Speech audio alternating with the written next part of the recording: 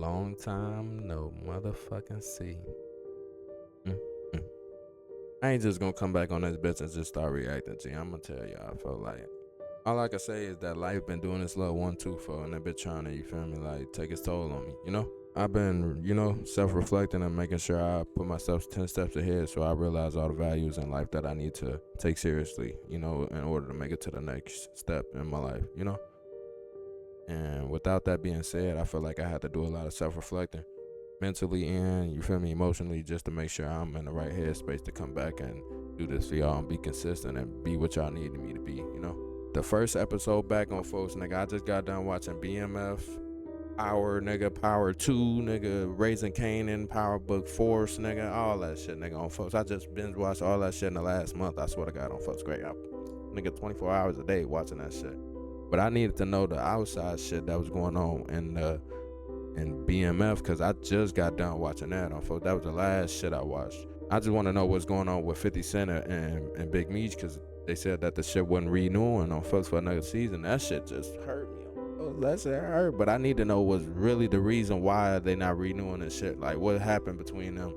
Because, like, this picture in general, folks, that's when Big Meech first came out, right? So they obviously was cool to a certain extent, I would think. So I want to know where things went wrong on folks, and you feel me, my nigga 1090J gonna explain it all on folks, Hey, what up, though? If you like the video, go ahead and leave a like down below. If you got something to say, go ahead and leave it in the comment section. If you're new to the channel, go ahead and subscribe. Without further ado, let's get into this motherfucker. One of the most unexpected beefs of 2025 has had everyone at the edge This of happened their last year? seats.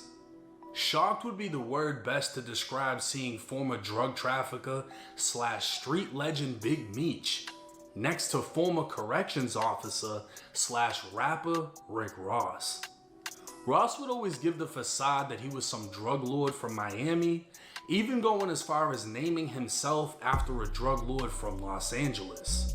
Ross would mention Big Meech on his 2010 album Teflon Don, the very nickname of none other than John Gotti. Within the song BMF, Ross would rap, "I think I'm Big Meech, Larry Hoover." Yeah, I remember that. Ross would be boldly comparing himself to Meech, who we all know ran BMF, the Black Mafia family. A drug trafficking money laundering organization founded in 1985 in Southwest Detroit, prosecutors allege BMF made over $270 million over the course of its operation. A Los Angeles drug source with direct ties to Mexican cartels would be the entryway in which BMF established direct routes to Atlanta, where they flooded the southern states with kilos of cocaine. But this wasn't the only person Rick Ross felt he was like. He'd also name another street legend, Larry Hoover. Hoover is being held responsible for founding the Gangster Disciples in Chicago way back in the late 60s. I'm sorry. A gangster person Rick Ross felt he was like. He'd also name another street legend, Larry Hoover. Hoover is being held responsible for founding the Gangster Disciples in Chicago way back in the late 60s. A gang that's very much still active today, having spread to the East Coast and throughout the southern states. Larry Hoover is currently imprisoned at ADX Florence, the federal supermax prison home to terrorists, gangsters, and other major drug lords such as El Chapo. Hoover is currently serving 6 life sentences, while Big Meech was just released from federal prison in October of 2024. Back in 2008, Meech was sentenced to 30 years, and in 2024, Meech would have his sentence reduced to 20 years. A judge would then grant a 32-month reduction off of the 20-year sentence. Serving over 16 years straight in federal prison, Big Meech would finally be released. What the fuck Rick Ross has in common with either of these men is unknown, as the only drugs he sold was in songs, and the only prison Ross was in was the South Florida Reception Center when he worked there. But even then, whether Meech wanted to link with Ross because of the 14-year-old song, or Ross had some money for Meech so Ross could continue role-playing like a drug lord, many believe Meech's loyalty was due elsewhere. What's up, everybody? It's 1090 Jake. I'm rocking with My y'all, and nigga. y'all rocking with me. And for this video, Hey, so we're gonna I'm be at a speaking BMF. on Big Meech versus 50 Cent and the paperwork party. When it comes to war, few are as relentless and unforgiving as 50 Cent.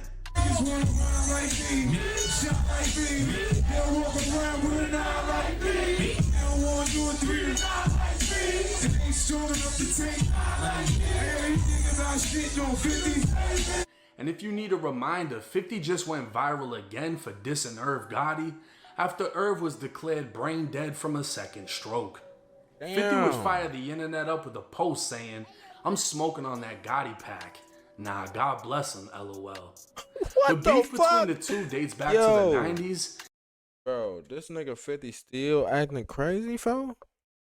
They're smoking on that Gotti pack. Now, bless him, LOL.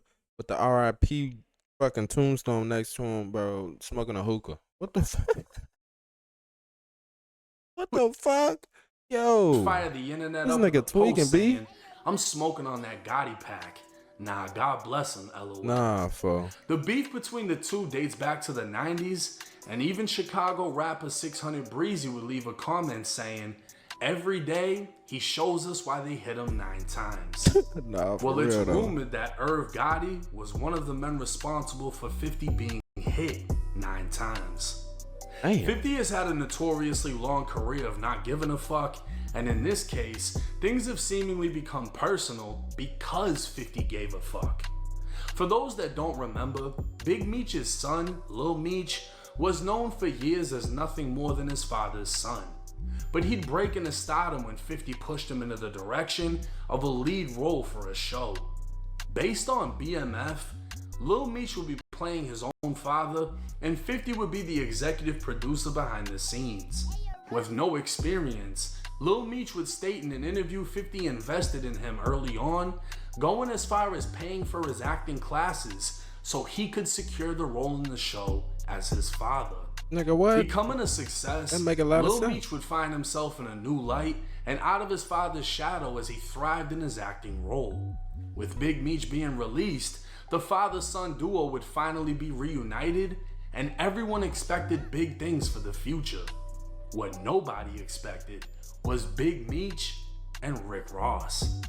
A welcome back legacy concert would be posted to Meech's Instagram with a long list of major artists set to perform in Broward County, Oh, Florida. so he invited Rick It Ross wasn't the instead of fact 50 that Ross Cent. was performing, it was that they took pictures and videos together. Immediately, the internet knew 50 was gonna react, and he didn't disappoint. 50 would post a picture of a rat saying, "I think I'm Big Meech." Now, many were initially confused as to who he was dissing, but it seems more likely that 50 was dissing Rick Ross as he was quoting Ross's own song. But then again, the caption would read, "His biggest mistake he ever made was not sustaining his relationship with Tammy Cohen's. Her tell-all documentary." Damn, reveals so the he finna truth. make her get on a Tammy Cohen was once a business partner and close friend of Big Meech, but according to federal paperwork, became a federal informant. Damn. Ross would clap back at 50 with a post of his own, and of course he'd promote his car show, which is believed to be the reason he linked with Meech in the first place. See, Ross isn't dumb. Meech being in prison for the last 17 years is a decent excuse, while Ross knew exactly what he was doing. Ross wanted to link with Meech, knowing the controversy it would start up, so he could then he did promote that his shit on upcoming purpose. car show. But the effect in doing so would leave Meech in a worse position than what he came home to. Damn. 50 would start dropping bombs, even posting texts from Lil that read, "They just told me you unfollowed me off Instagram." That shit is like, I ain't gonna lie, that shit like kinda lame, I ain't gonna lie, to be honest.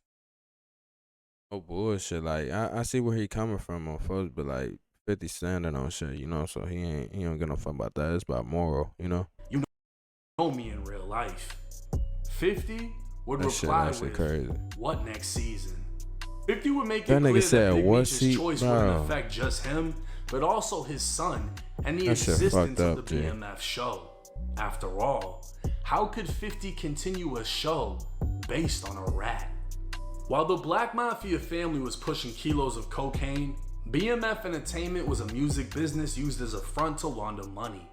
The label would promote several hip-hop artists, but Blue Da Vinci would be the only artist actually signed to BMF.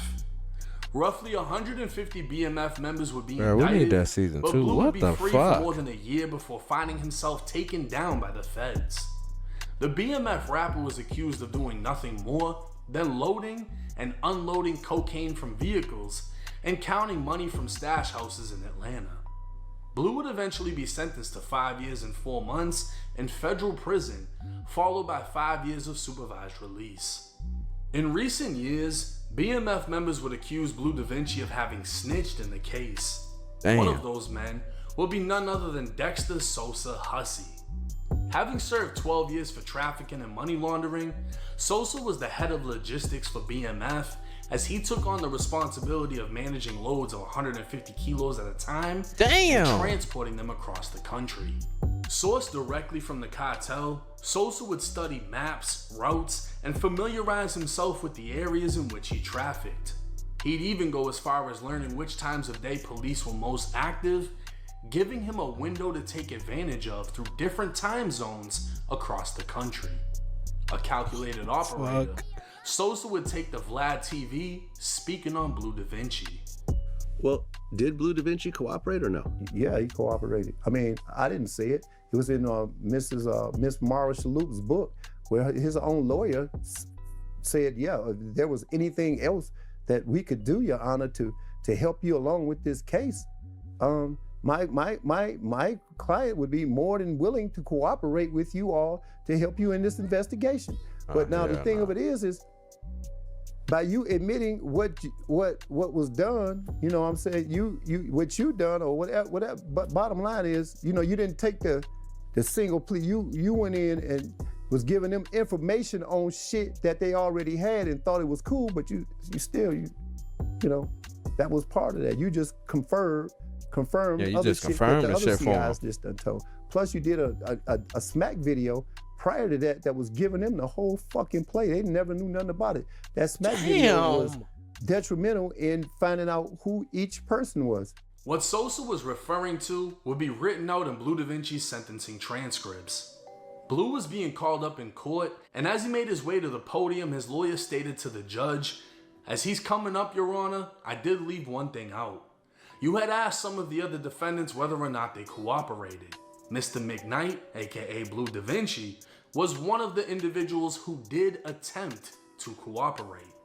He was debriefed by the government, but basically he didn't know anything that was useful against the remaining defendants." So Blue Da Vinci's lawyer would essentially be the one who exposed Blue did attempt to cooperate and was debriefed by the feds. Blue would then tearfully give a statement in court before being sentenced to 5 years and 4 months. But did he actually snitch? It's clear as day that he attempted to, but none of the information he provided just as was bad. of any use or could be used against anyone. Sosa would accuse Blue At of that point, you might as confirming well things snitch. other informants had already stated, so while he technically wasn't making things worse, he definitely wasn't making them better, and he only did so to secure a lesser sentence. At one point, Big Meech would accuse Blue of snitching, but according to Blue, Meech would apologize after. And in the end, Blue would get the final laugh as his name remains stained, but it would be Blue that dropped the paperwork on Big Meech. Blue would do an interview with Cam Capone back in 2023 providing the paperwork exposing Tammy Cohen's. Tammy was Big Meech's assistant. Yo. With Meech already taken down by the feds, Tammy would seemingly prove her loyalty by remaining in contact with Meech through calls and letters. With years in prison ahead of him, Meech would make a risky business move by signing over his life rights to Tammy. This now meant Tammy owned the life story of Big Meech and could turn it into millions. But this wasn't the only business move Meech made. While in jail, Meech met a cartel member by the name of Fidel Suarez. Suarez owned and operated a trucking company in California and had been investigated/arrested without conviction for drug trafficking in 2005 and 2009. Meech would use Tammy to connect Suarez with a lifelong friend named Dion Gatling, who's more commonly known as the St. Louis drug lord Cuffy. Tammy would bridge the gap for further drug distribution, but what Cuffy and Suarez didn't know was she was a confidential informant and was reporting everything to the feds. Oh my God. CS1 or confidential. Bro, what? So the whole time Big Meech was signing his shit over, she was a former. Source number 1 has been identified as Tammy Cohen's.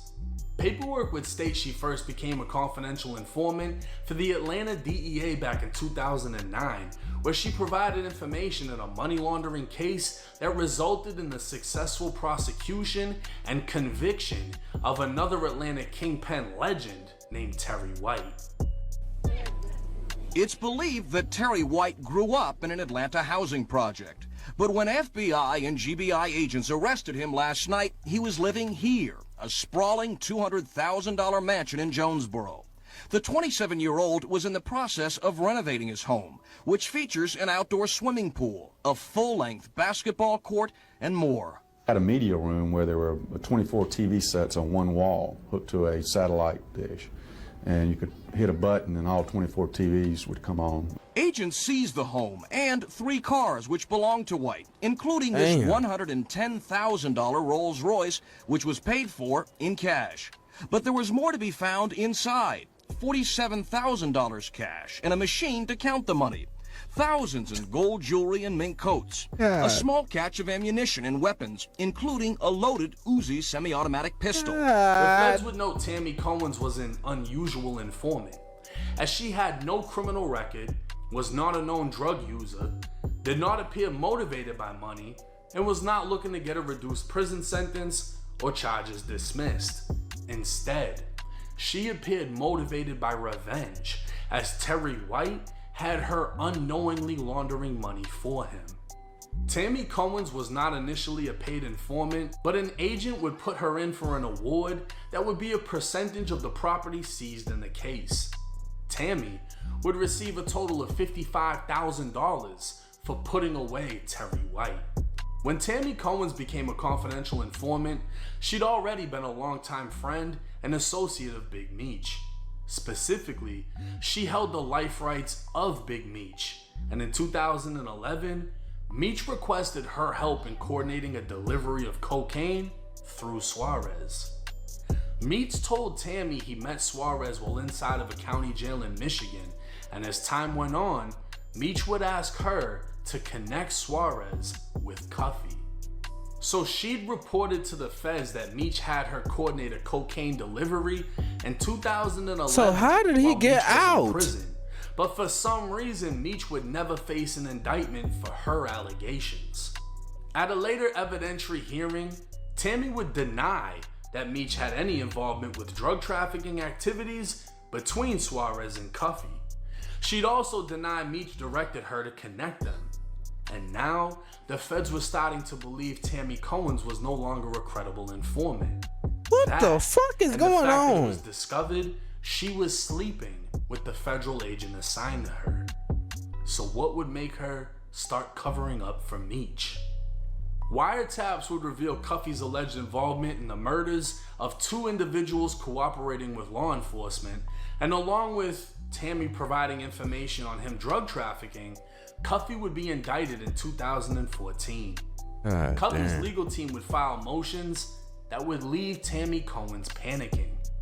At this time, nobody knew she was an informant, and Tammy saw information within Cuffy's motion that she believed would allow people close to the case to identify her. The DEA agent controlling her would testify in court that she expressed concern over the motions and that she panicked and took several measures to try to protect herself. That's how they found out she was an Apparently, Tammy informant. drove several hours to Louisiana in an attempt to visit Big Meech in federal prison to explain her position and try to deflect any accusations. So essentially, she was seeking Meech's advice on how to handle being exposed as a confidential informant. It's believed she wasn't able to visit him, but when she did speak with him, Big Meech told Tammy He didn't want his name caught up in this mess. Nothing is said about Meech being shocked, surprised, or angry and finding out his assistant, who he trusted with his life rights, was now working with the feds. He just didn't want his name being brought up, showing that he knew. To further protect herself and Meech, Tammy would state the wiretaps contained false information. She was now saying that Meech never connected Suarez to Cuffy, and that the DEA agent Tammy was having sex with was jealous of her relationship with Meech and was trying to frame him. The feds would quickly realize Tammy was no longer credible, and due to the fear of being exposed, she was now attempting to distance Big Meech from Suarez and Cuffy.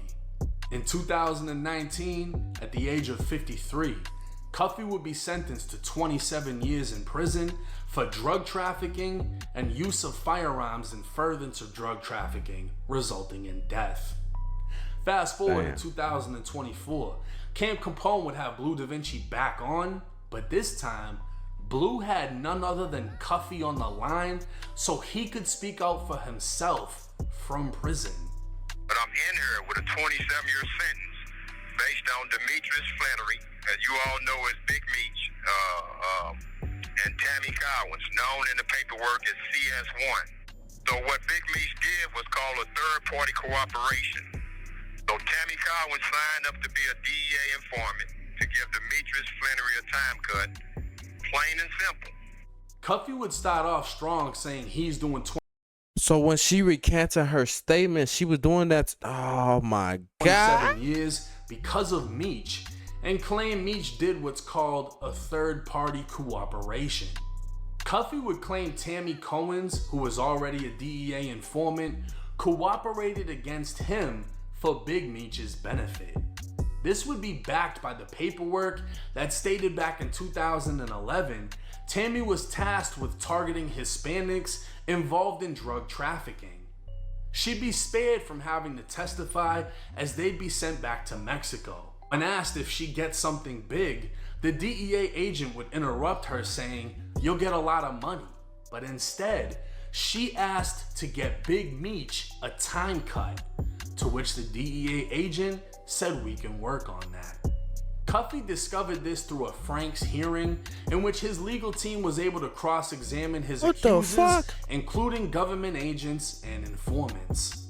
Tammy would be present to testify, and these transcripts are of what she said. Fidel Suarez was Hispanic, clearly pushing drugs through his trucking operation. Cuffy wanted drugs, Meech connected them through Tammy, and Tammy sat back and watched it all unfold. But Meech would never receive the time cut because it was discovered Tammy was having sex with the DEA agent responsible for her. So in the end, Tammy's cooperation did not benefit Meech, but because of it, Cuffy's phone was wiretapped and he was taken down as a result of them finding evidence and sentenced to 27 years. Now this is where you as a viewer have to decide as to what you believe. Tammy received the life rights to Big Meech after he was taken down by the feds. Tammy then became a DEA informant, which even the feds questioned as she didn't want or need money, wasn't a drug addict, and wasn't facing criminal charges. So what was her motive? Tammy was told she'd be targeting Hispanics and asked in return for her cooperation that Big Meech would receive a lesser sentence. She was cooperating, being paid to do so, but also doing so for Meech to benefit. When accidentally exposed as an informant through court filings mentioning her name, she panicked, running to Meech, who was in prison.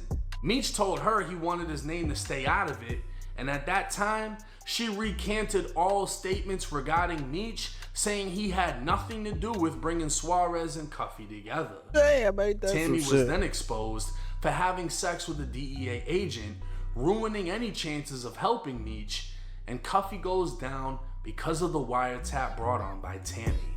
So why wouldn't Cuffy believe Meech was behind it? Tammy didn't make a move Meech didn't tell her to make. She was his assistant and trusted enough that he signed over his life rights. She only began cooperating after Meech was taken down and continued to visit him for years in prison. They remained in contact long after she informed him she was exposed as an informant, and she even went on to become a co-producer for BMF, the TV series, along with executive producer 50 Cent. The show would premiere in 2021, 2 years after Cuffy was sentenced. 50, being a chess master, was now trolling Big Meech with the promise of a Tammy Cohen's documentary coming soon.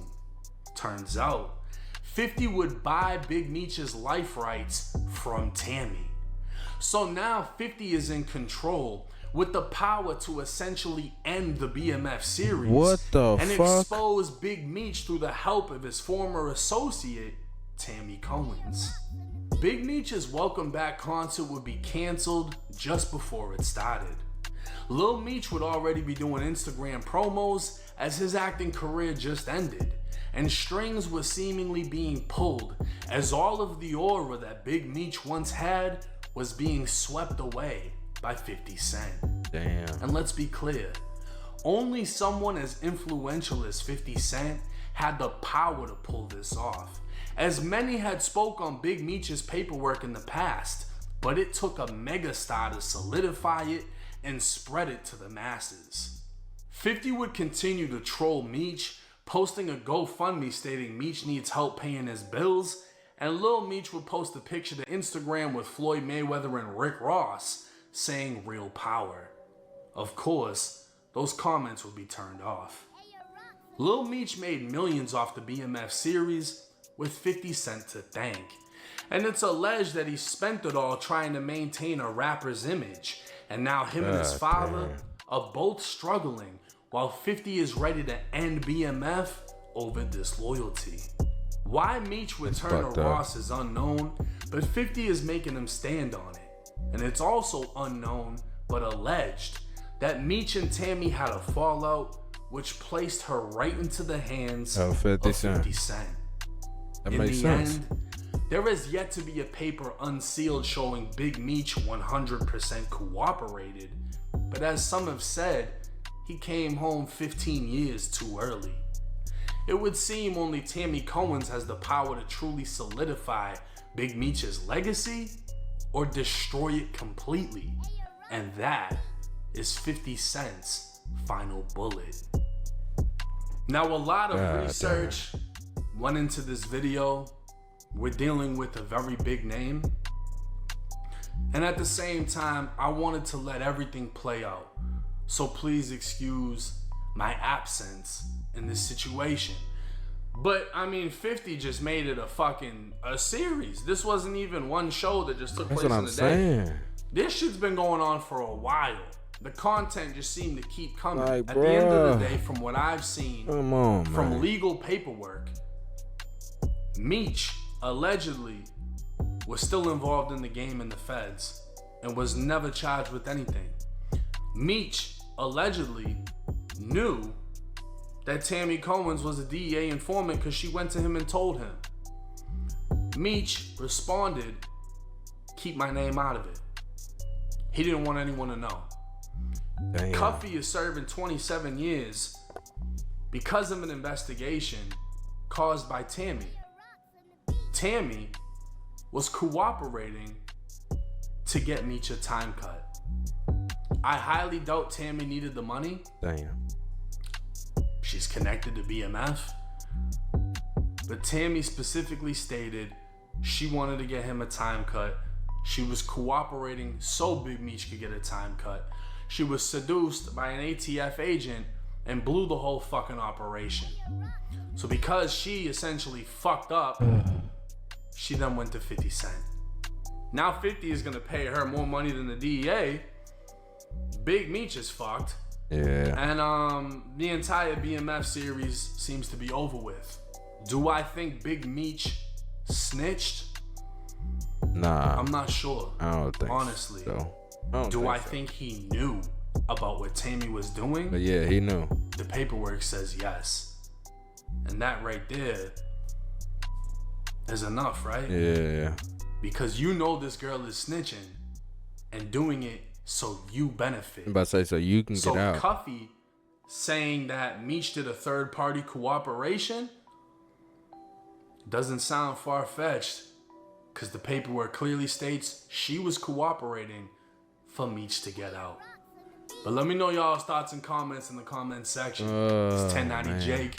I'm rocking with y'all and y'all rocking with me. That's why BMF is not getting renewed for. Oh my god. Oh my god, G.